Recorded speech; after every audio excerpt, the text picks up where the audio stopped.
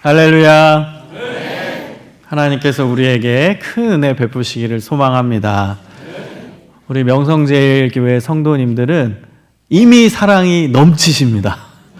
가득 차 보입니다. 이 안에 하나님의 사랑이 넘쳐 흐름을 저는 느낄 수 있습니다. 여러분도 느끼십니까? 네. 얼마나 여러분 얼굴 표정이 밝은지 몰라요. 제가 많은 교회에 이제 설교 강의를 다니는데 제일 먼저 눈에 들어오는 건 표정이에요. 근데 우리 명성제일교회 성도님들 표정은 어떨 것 같아요? 아이, 그럼요. 밝습니다. 행복해 보입니다. 최고의 교회입니다. 우리 옆에 분들이랑 한번 인사 나누겠습니다. 하나님의 사랑이 우리 안에 가득합니다. 우리는 행복한 성도입니다. 여러분, 오늘 말씀을 들으면서 또 우리가 믿는 하나님 어떤 분이신지 깨닫고 사랑이 넘치는 교회에 더 큰 사랑이 넘치길 소망합니다. 여러분, 한 사람을 알기 위해서는요, 그 사람의 성격과 그 사람의 능력을 알아야 됩니다. 김성중이라는 인물을 알기 위해서는 그 사람의 성격을 알아야 돼요.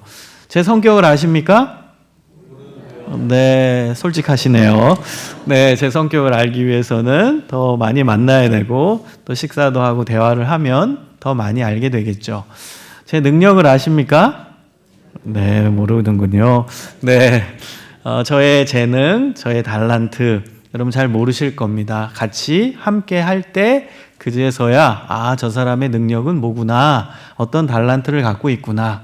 근데 여러분이 저에 대해서 조금은 알고 있는 부분이 있습니다.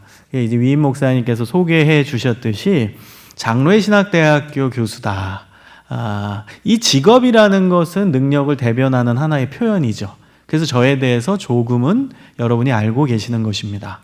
한 사람을 알기 위해서 그 사람의 성격과 그 사람의 능력을 알아야 되는 것처럼 우리가 믿는 하나님을 알기 위해서도 하나님의 성격과 하나님의 능력을 알아야 됩니다. 여러분, 성경을 보면 하나님의 성격이 다 나오죠.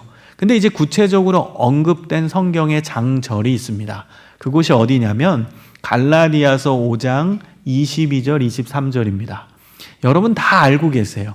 어린 시절부터 교회 생활을 하셨다면 암기를 하고 있을 성령의 9가지 열매입니다.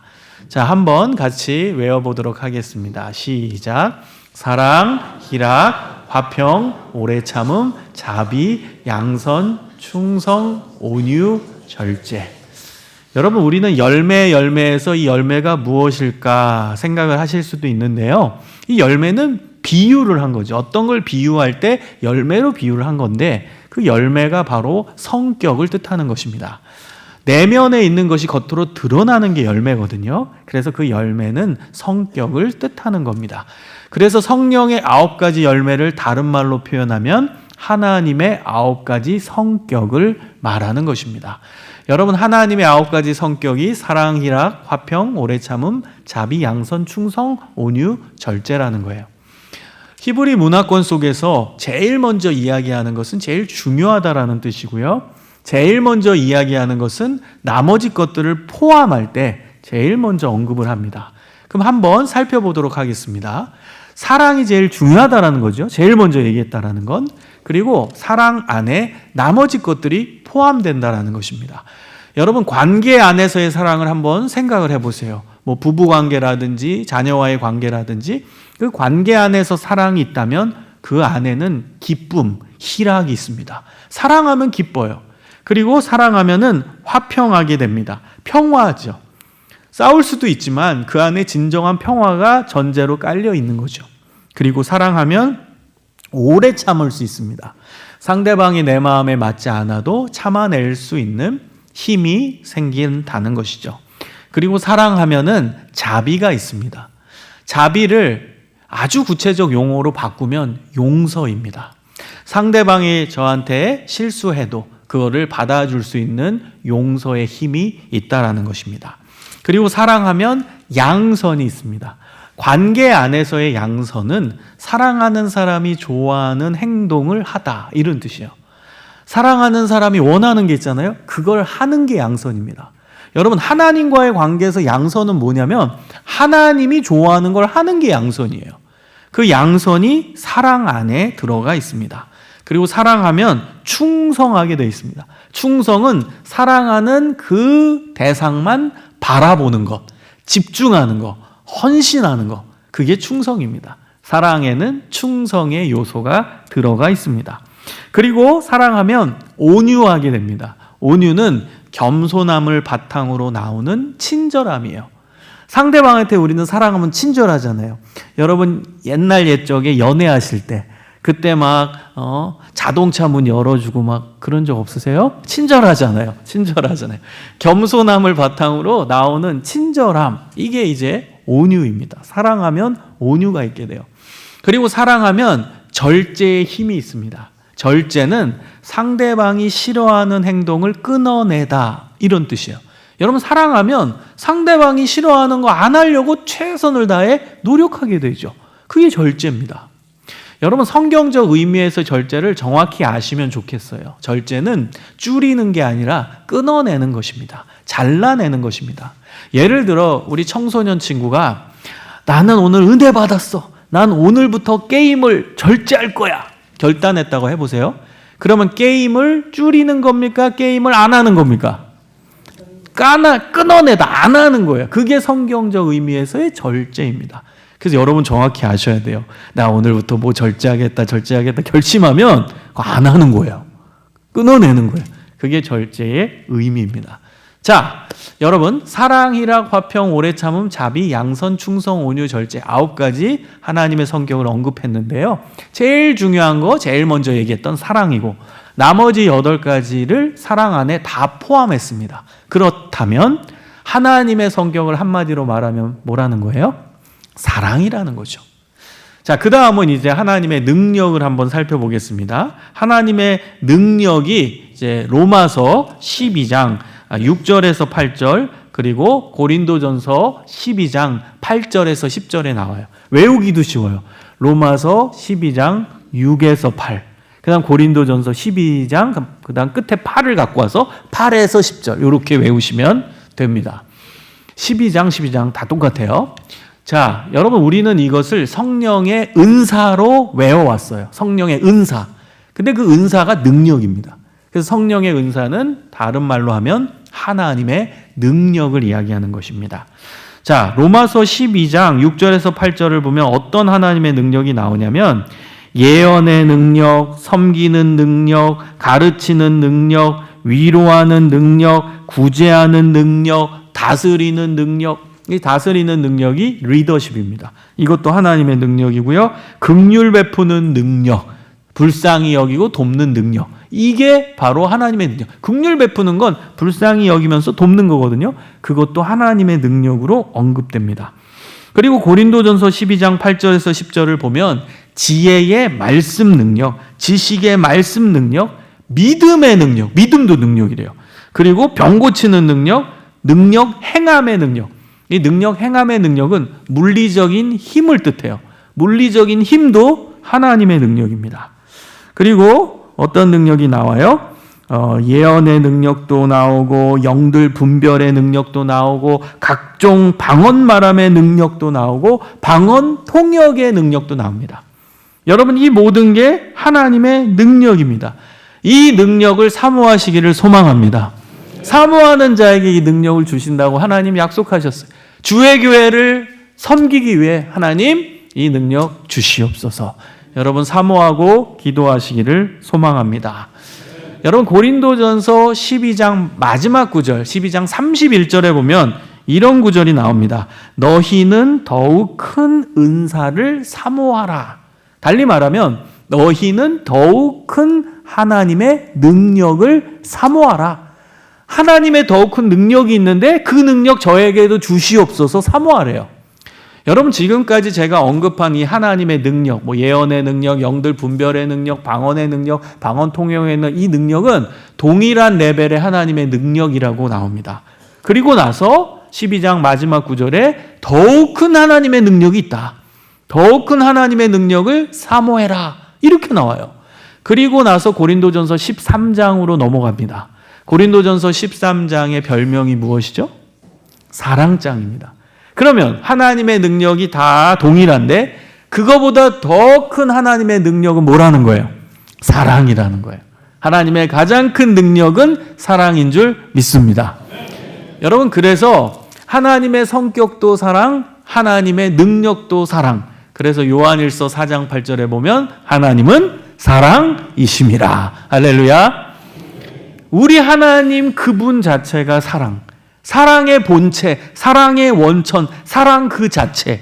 그분이 바로 우리 하나님이십니다. 그래서 여러분 교회에 오면은 사랑, 사랑, 사랑, 기독교 신앙을 이야기하면 사랑, 사랑, 사랑, 계속 사랑을 말하는 것입니다. 하나님 그분이 사랑이시기 때문입니다. 여러분, 우리말에는 사랑이라는 단어가 하나밖에 없잖아요. 그러나 이 헬라 문화권 속에서는 사랑이라는 단어가 4가지 정도로 쓰여집니다. 그 단어가. 우리가 헬라어를 알아야 되는 이유는 오늘 본문이 헬라어로 쓰여졌고 오늘 본문에서 나오는 사랑이라는 단어를 더 정확히 알기 위해서 헬라어를 우리가 조금 알아야 됩니다.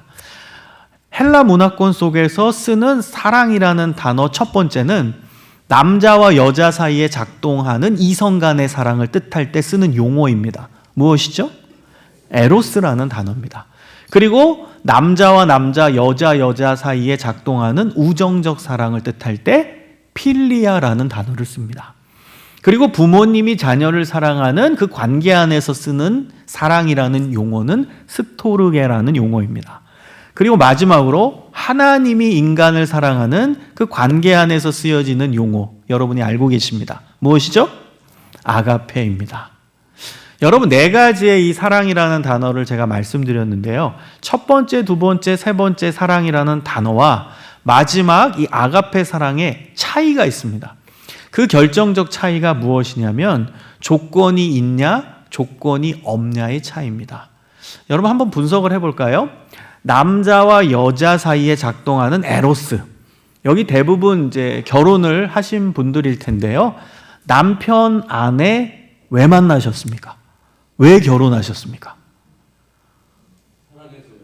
사랑해서요. 우리 장로님 너무 멋쟁이십니다. 사랑해서요. 네. 근데 다른 분들은 표정을 보아하니, 그러게 왜 결혼했지? 이런 표정을 짓고 계시는 것 같아요. 자, 여러분, 그때는 그 사람이 뭔가가 좋았던 거예요. 그렇죠? 끌린 겁니다. 그게 조건이에요. 외모가 마음에 들었다라든지 성격이 마음에 들었다라든지 집안 배경이 맞았다라든지 뭔가 나한테 맞는 구석이 있고 끌리는 구석이 있었기 때문에 만난 거고 그리고 연애하다 결혼하신 거예요. 이게 바로 조건입니다. 여러분, 그럼 이제 남자, 여자 사이에 작동하는 우정적 사랑은 조건이 있을까요? 없을까요? 당연히 있죠. 여러분, 친구를 한번 생각해 보세요. 어떻게 친구가 됐는지. 그 친구랑 친구가 된 것도 사실 알고 보면 조건입니다. 뭐 비슷한 음식을 같이 먹는다라든지 뭐 영화 보는 취미가 비슷하다라든지 대화가 잘 된다라든지 뭔가가 있어요. 그 뭔가가 바로 조건입니다. 맞는 구석이 있는 부분이 있었기 때문에 친해진 겁니다. 조건이에요. 자, 그 다음 이제 어려운 퀴즈입니다. 부모님이 자녀를 사랑하는 사랑은 조건일까요? 아닐까요? 애매하죠? 근데 여러분, 여기에도 어마어마한 조건이 숨겨져 있습니다. 내 딸, 내 아들, 내 핏줄, 내 뱃속에서 나왔으니까. 여러분, 이거보다 강력한 사랑의 조건은 없습니다. 내 딸, 내 아들이니까. 내 뱃속에서 나왔으니까. 이게 얼마나 강력한 조건인데요. 자, 그런데 마지막 하나님이 인간을 사랑한 이 아가페 사랑에는 조건이 없습니다. 믿으십니까? 하나님이 나를 사랑하시는 이 사랑에는 조건이 하나도 없어요. 무조건 사랑입니다. 여러분, 믿으시기를 소망합니다. 우리가 머리로만 여러분 그냥 생각하면 안 되고 우리의 전 존재로 이걸 받아들이고 실제로 믿어야 돼요. 하나님 나를 무조건적으로 사랑하신다. 여러분, 로마서 5장 8절을 저는 굉장히 좋아합니다. 이 구절이 저는 복음의 정수가 담겨져 있는 구절이라고 생각을 해요. 그래서 여러분이 외우셨으면 좋겠는데요. 로마서 5장 8절에 이렇게 나옵니다. 우리가 아직 죄인 되었을 때에 그리스도께서 우리를 위하여 죽으심으로 하나님께서 우리에 대한 자기의 사랑을 확증하셨느니라. 아멘.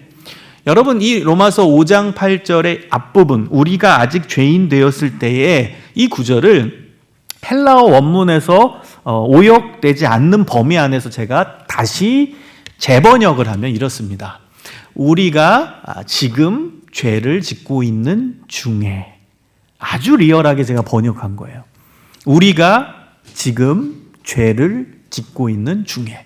여러분, 더 강력하게 와닿으려면 여러분 이름을 넣어보세요. 김성중이 지금 죄를 짓고 있는 중에입니다. 여러분, 하나님께서 성경에서 제일 싫어하시는 게 뭐예요? 죄입니다. 하나님은 죄를 경멸히 여기십니다. 죄를 미워하십니다. 근데 김성중이 지금 죄를 짓고 있는 중이에요. 기도할 때도 아니고 말씀 볼 때도 아니고 전도할 때도 아니고 죄를 짓고 있는 중이에요.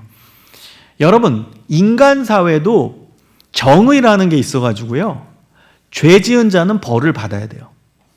도둑질한 사람은 잡아서 교도소 보내야 돼요. 인간도 그래요. 근데 하물며 정의의 원천이신 하나님께서 죄를 눈 감으실 수는 없어요.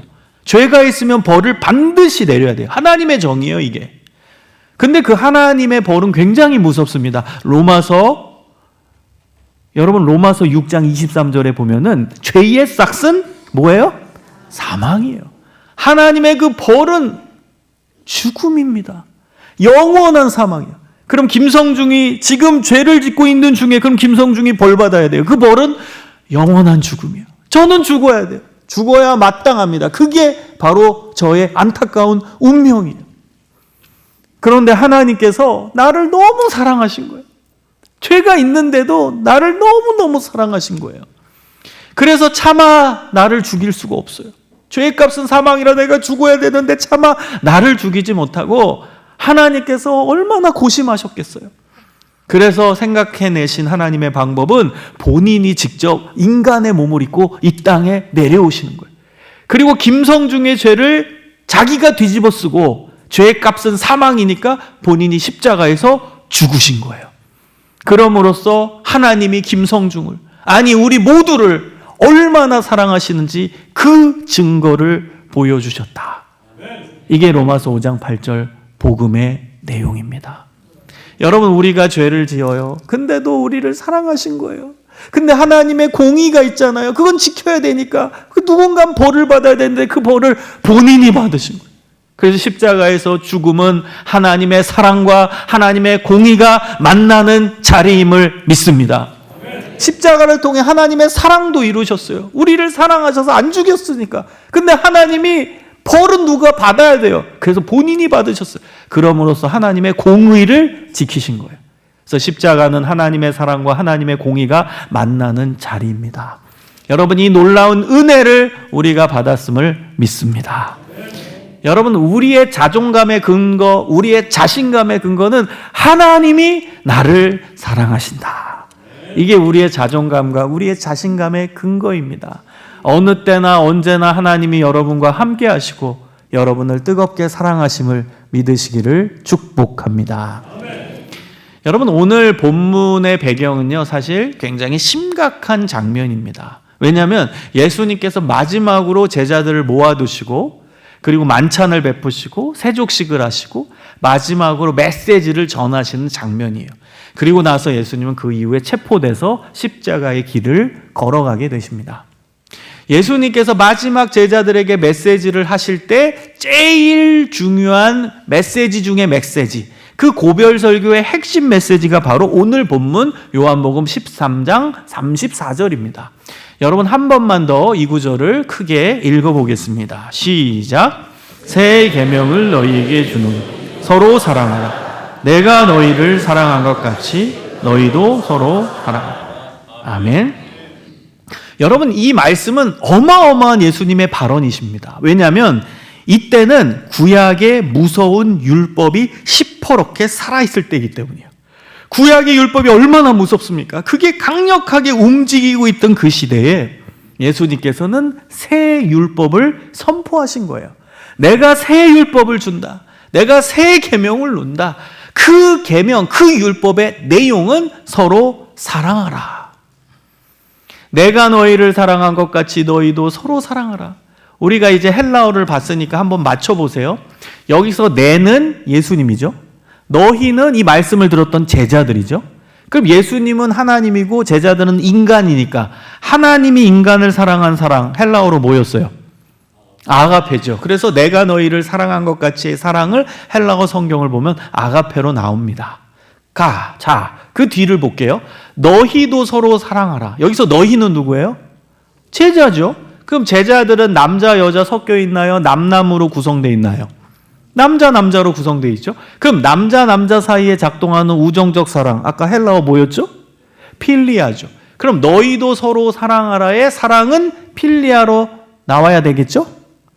근데 아닙니다. 헬라어 성경을 보면 이 뒤에 서로 사랑하라의 사랑도 필리아가 아니라 아가페입니다. 여러분, 이것이 바로 기독교 사랑이 어려운 지점이에요. 만약에 여러분 요한복음 13장 34절이 새 계명을 너희에게 준다. 내가 너희를 사랑한다. 여기까지만 있다면 기독교 사랑은 너무너무 쉬워요. 그렇죠? 난 아무것도 할 게 없어요. 심지어 내가 죄를 짓고 있는 중에도 하나님은 나를 품으시고 용서하시고 사랑하신대요. 내가 할 게 아무것도 없는 거예요. 얼마나 기독교 사랑이 쉽습니까? 기독교 신앙이 얼마나 쉬워요. 가만히 있으면 되는데, 나를 그냥 사랑하신다는데. 근데 그 뒤에 구절이 힘든 거예요. 내가 너희를 사랑한 것 같이 그 다음 너희도 서로 사랑하라. 하나님의 아가페 사랑을 받았느냐? 그러면 너희도 그 아가페 사랑을 실천해라요. 하나님의 아가페 사랑을 너가 누렸느냐? 그러면 그 사랑 너의 삶에 구현해내라. 에로스도 아니고 필리아도 아니고 스토로게도 아니고 아가페로. 여러분, 아가페는 하나님이 인간을 사랑한 무조건 사랑이에요. 근데 그거를 인간인 내가 하라는 거예요. 그 아가페 사랑을 받았다면 똑같이 그 하나님의 아가페 사랑을 다른 사람한테 전달하라. 여러분, 이게 얼마나 어렵습니까? 여러분, 이 고별 설교의 그 장면에서 예수님께서 하셨던 이벤트가 있습니다. 이게 교육이에요. 여러분 알고 있습니다. 그게 바로 세족식이에요. 여러분, 예수님께서 이 자리에서 세족식도 하신 거거든요. 세족식을 하신 이유를 예수님이 이렇게 말씀하십니다. 요한복음 13장 14, 15절에 보면 내가 주와 또는 선생이 되어 너희 발을 씻었으니 너희도 서로 발을 씻어주는 것이 옳으니라. 내가 너희에게 행한 것 같이 너희도 행하게 하려 하여 본을 보였노라. 여러분, 예수님이 제자들의 발을 씻겨주신 이유를 이렇게 언급합니다. 내가 너희의 발을 씻어준 것 같이 너희도 서로 발을 씻어주어라. 이것을 위하여 내가 본을 보였다. 여러분, 새 계명의 메시지의 패턴과 똑같죠? 내가 너희를 사랑한 것 같이 너희도 서로 사랑하라. 내가 너희들의 발을 씻겨준 것처럼 너희도 서로 발을 씻어줘라. 똑같죠, 패턴이. 그래서 세족식은 새 계명을 말씀하신 것을 행동으로 보여주신 교육이 세족식이에요. 새 계명 메시지는 말로 하셨죠, 예수님이. 근데 행동으로 세족식을 보여주신 건 새 계명의 그 내용을 행동으로 보여주신 교육이었다는 거예요. 그래서 하나님이 우리에게 원하시는 것, 예수님이 우리에게 원하시는 것은 아주 분명해요. 사랑을 받았냐? 똑같이 사랑해라. 아가페 사랑을 받았냐? 똑같이 그 아가페 사랑을 전달해라. 여러분, 여기서 우리의 고민이 들어갑니다. 여러분, 아가페 사랑 할 수 있어요? 무조건적인 사랑인데요. 여러분, 이 아가페 사랑이 더 리얼하게 다가오기 위해서 마태복음 5장 44절을 보면 이렇게 나옵니다. 원수를 사랑하라. 근데 그 뒤에 이렇게 나와요. 너희를 핍박하는 자를 위하여, 너희를 박해하는 자를 위하여 기도하라. 여러분, 원수를 핍박하는 자, 박해하는 자, 똑같은 말이에요. 그걸 달리 표현한 거예요. 여러분, 그 원래 의미, 핍박하다, 박해하다의 원래 의미는 뭐냐면 생명의 위협을 가하는 자란 뜻이에요. 그게 원수예요. 생명의 위협을 가하는 자, 칼 들고 여러분 죽이려 하는 자란 뜻이에요. 그를 사랑하라. 이게 아가페의 정도입니다. 원수를 사랑하라. 이 사랑이 아가페예요. 여러분 삶에서 칼 들고 여러분 죽이려 하는 사람이 있어요? 그 정도의 원수는 없죠? 여러분 삶에서. 여러분이 생각하는 그 원수 정도는 직장 상사? 여러분 누굽니까? 나를 괴롭히는 친구? 여러분 그 정도가 원수일 거예요. 여러분 진짜 칼 들고 여러분 언제든 호시탐탐 죽이려 하는 사람이 여러분 주변에 있지는 않을 거예요. 그럼 경찰에 신고해야죠. 없을 거예요. 근데 그 사람을 품는 정도가 아가페 정도라는 거예요. 이게 여러분은 얼마나 어렵습니까? 어떻게 이게 가능하단 말입니까? 저도 이 구절이 소화가 안 됐어요, 사실. 그래서 씨름합니다. 하나님, 이게 어떻게 가능해요? 어떻게 가능해요? 아니, 내가 어떻게 아가페 사랑을 합니까? 이건 이상적인 방향을 예수님 말씀하신 겁니까? 현실에선 불가능한데 하나님 답을 주세요. 제가 이 말씀 갖고 많이 오랜 시간 씨름했는데요. 어느 날 이 구절을 다시 보는데 하나님이 저에게 답을 주셨습니다. 그 답이 이 본문 안에 있었어요. 요한복음 13장 34절 본문 안에 그 답이 들어있었는데요. 그 답이 바로 내가 너희를 사랑한 것. 이게 확 눈에 들어오는 거야. 내가 너희를 사랑한 것. 여러분, 우리가 다른 사람을 아가페 사랑으로 사랑하기 위해서는요, 방법이 하나밖에 없습니다. 지금 하나님의 아가페 사랑을 받아야 돼요. 내가 너희를 사랑한다. 하나님이 나를 사랑한다. 이걸 지금 현재형으로 받아 누려야만 돼요. 그래야만 다른 사람을 지금 아가페 사랑으로 품고 사랑할 수 있습니다.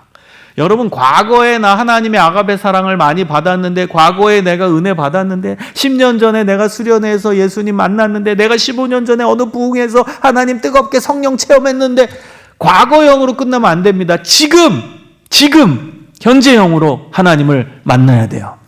지금 현재형으로 하나님의 사랑을 계속 받아 누려야만 지금 아가페 사랑으로 다른 사람의 발을 씻겨주고 다른 사람을 사랑할 수 있어요.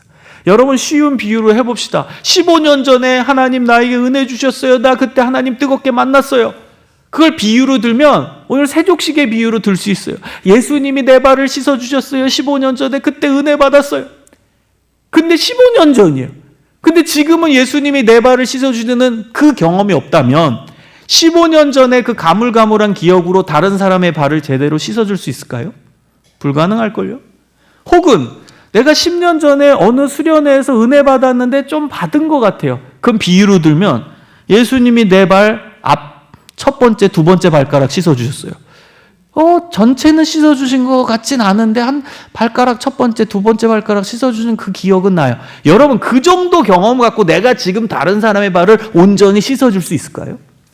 그래서 아가페 사랑을 온전히 실천하려면요, 지금 하나님의 무한하신 아가페 사랑을 받아 누려야만 합니다. 여러분, 하나님의 사랑을 받는 기도의 자리에 지금 현재 있으시기를 소망합니다. 하나님의 사랑을 받는 말씀의 자리, 예배의 자리, 전도의 자리, 봉사의 자리에 지금 현재형으로 있으시기를 소망합니다. 여러분, 아가페 사랑을 비유로 하면요, 여기 컵이 있습니다. 컵에 물을 10% 따랐어요. 그럼 그 10%밖에 없는 그 물을 옆 사람한테 준다? 얼마나 힘듭니까? 아깝잖아요. 나도 10% 요거 마셔야 되는데 그걸 옆 사람에게 준다? 얼마나 힘들겠어요. 그거 주려면 힘든데 이거는요, 마치 우리가 아가페 사랑을 내 의지로 하려는 모습이에요. 내 의지 갖고 아가페 사랑 잘 안 됩니다. 해보세요. 내가 오늘 아가페 사랑 해야지. 내 마음에 안 드는 직장 상사 얼굴을 보는 순간 바로 또 올라올 거예요. 의지 갖고 안 됩니다. 의지 갖고. 여러분, 아가페 사랑은 어떻게 실천하냐? 그 컵에 물이 계속 부어지는 거예요. 계속 나의 컵에 물이 계속 차고 넘쳐 흘러서 옆 사람에게 전달되는 거예요. 여러분, 하나님의 그 은혜의 물결이 내 안에 물밀듯 밀려오기를 소망합니다. 내 안에 하나님의 은혜의 물결이 들어와야 돼요. 그게 내 존재에 채워지고 흘러서 넘쳐서 옆 사람에게 흘러가는 것입니다. 여러분, 과거형의 신앙생활에 머무르지 마십시오. 지금 신앙이 중요합니다. 저는 간증을 좋아해요. 근데 여러분, 간증은 과거형으로 끝나면 안 되고 현재 진행형이 되어야 되는 거예요. 그게 진짜 간증입니다. 여러분, 제가 우리 신앙생활하는 모습을 비유로 들면 냇가에 가서 여러분 두 손을 냇가에 집어넣습니다. 그리고 물을 담아요. 그리고 집으로 가져옵니다. 그럼 그 물이 그대로 있나요? 증발하고 사라졌나요? 증발하고 사라졌어요. 근데 착각하고 있는 거예요. 아, 내 두 손 안에 물이 있다, 물이 있다, 물이 있다. 근데 객관적으로 보면 물이 없거든. 다 사라지고 증발하고 없거든. 여러분, 이렇게 신앙생활하는 크리스찬들이 있다라는 거예요. 나 과거에 은혜 받았다. 나 10년 전에 수련회 가서 하나님 경험했다. 뭐 5년 전에 부흥 집회 때 뭐 뜨겁게 은혜 체험했다. 했다. 과거요. 근데 지금 두 손 안에는 물이 없는 것처럼 냉랭하고 아무런 감격도 없고 뜨거움도 없어요. 현재는 하나님을 뜨겁게 안 찾으니까. 여러분, 은혜 받는다라는 건 뭐냐면은 내 두 손이 냇가에 들어가서 그 냇가에 흐르는 물에 내 두 손이 지금 담겨 있어야 돼요. 계속. 그러면 그 물이 내 손 안에 계속 흐르는 거예요. 그제서야 내 두 손 안에 계속 물이 있게 되는 것입니다. 사랑하는 명성제일교회 귀한 성도님들, 하나님의 은혜의 강가에 여러분의 존재가 지금 계속 있으시기를 소망합니다.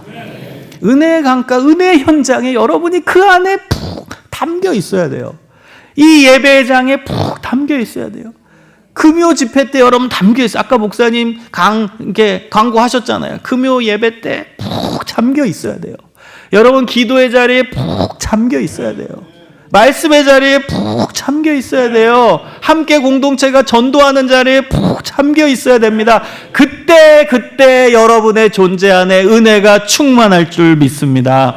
하나님의 아가페 사랑이 가득 채워질 줄 믿습니다. 여러분, 그리고 우리가 아가페 사랑을 실천할 때 전제 조건이 있습니다. 그 전제 조건이 마태복음 22장 39절에 보면 이렇게 나옵니다. 내 이웃을 내 자신같이 사랑하라. 여러분, 이 사랑도 아가페거든요. 근데 이웃을 사랑한다. 우리가 다른 사람 아가페 사랑해야 된다. 예수님의 세계명이잖아요. 근데 그 앞에 전제 조건이 따라가요. 내 자신같이. 그러면 이웃을 아가페 사랑으로 사랑하는 게 먼저입니까? 나 자신을 아가페 사랑으로 사랑하는 게 먼저입니까? 나 자신을 아가페 사랑으로 사랑하는 게 먼저입니다. 여러분 스스로를 받아들이세요. 사랑하십시오. 하나님이 나를 얼마나 지극히 사랑하시는지를 깨닫고 여러분 열등감에서 빠져나오십시오. 비교의식에서 빠져나오십시오. 여러분 소중한 분이에요. 하나님이 핏값으로, 예수님의 핏값으로 산 존재예요. 얼마나 귀합니까? 여러분 베드로전서 2장 9절에 보면 하나님이 여러분을 바라보시는 시선이 나옵니다. 너희는 택하신 족속이요 왕같은 제사장들이요 거룩한 나라요 그의 소유가 된 백성이니. 여러분은 하나님의 핏줄입니다. 핏줄, 가족이란 뜻이죠. 그래서 우리가 하나님을 아버지라고 표현하잖아요. 그리고 왕이고 제사장. 성경시대 제일 존귀했던 정치 지도자가 왕이고 종교 지도자가 제사장인데 여러분이 왕 같은 제사장입니다. 그리고 여러분은 거룩한 나라입니다. 여러분 이 나라라는 개념이 신학적으로는 하나님의 임재, 통치를 이야기하는데요. 이 단어를 저는 그냥 직역을 하면 우리가 생각하는 그 나라예요. 국가. 이스라엘, 대한민국, 일본, 영국 이 국가를 뜻하는 단어예요. 여러분이 국가랍니다. 하나님이 보시기에. 여러분이 나라래요. 하나님이 보시기에. 김나라, 이나라, 최나라, 오나라, 장나라, 나라가 많습니다. 여러분 나같이 작은 존재가 나라랍니다. 이거 얼마나 신나요? 하나님이 여러분을 국가로 바라보십니다. 그렇게 나는 소중한 존재예요. 그리고 여러분은 하나님의 품 안에 들어간 존재입니다. 여러분 이 하나님의 시선으로 나 자신을 바라보시기를 소망합니다. 그리고 여러분 아가페 사랑을 실천할 때는요, 가까운 사람부터 시작이에요. 여러분 이 마지막 요한복음 13장 34절 다시 한번 마지막으로 보면 내가 너희를 사랑한 것 같이 너희도 서로 사랑하라. 여기서 너희는 제자라고 했잖아요. 그러면 이 메시지를 처음 들었던 이 제자 입장에서는 누구부터 사랑하라는 거예요? 제자들끼리 먼저 사랑하라는 거예요. 너희도 서로 사랑하라. 제자들끼리 서로 사랑하라 이 뜻이에요. 여러분 사랑은 가까운 사람부터 시작인 거예요. 가까운 집에 있는 가족, 또 우리 명성제일교회 가족, 여기서부터 시작이에요. 예수 믿는 형제 자매서부터 아가페 사랑의 실천이 들어가는 겁니다. 여러분 우리 명성제일교회는 다른 말로 하면 명성제일 가족입니다. 여러분 믿으십니까?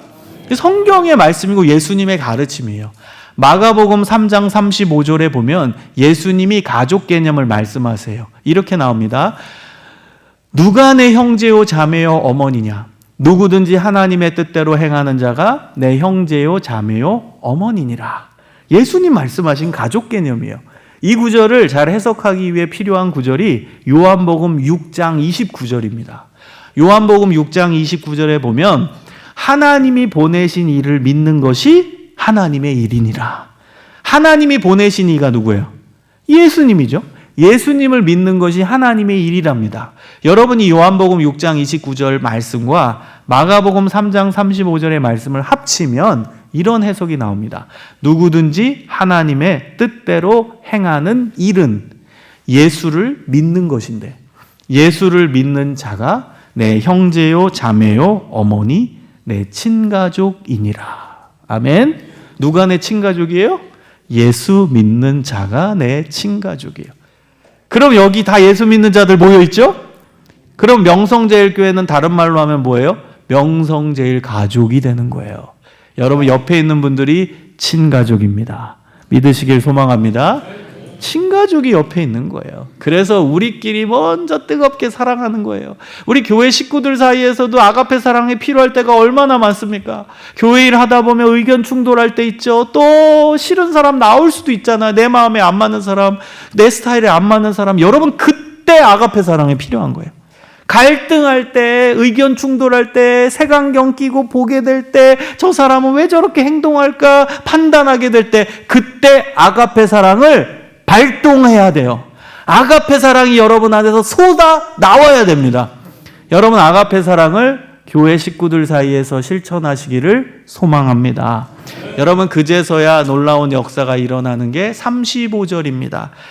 요한복음 13장 35절에 보면 너희가 서로 사랑하면 이로써 모든 사람이 너희가 내 제자인 줄 알리라.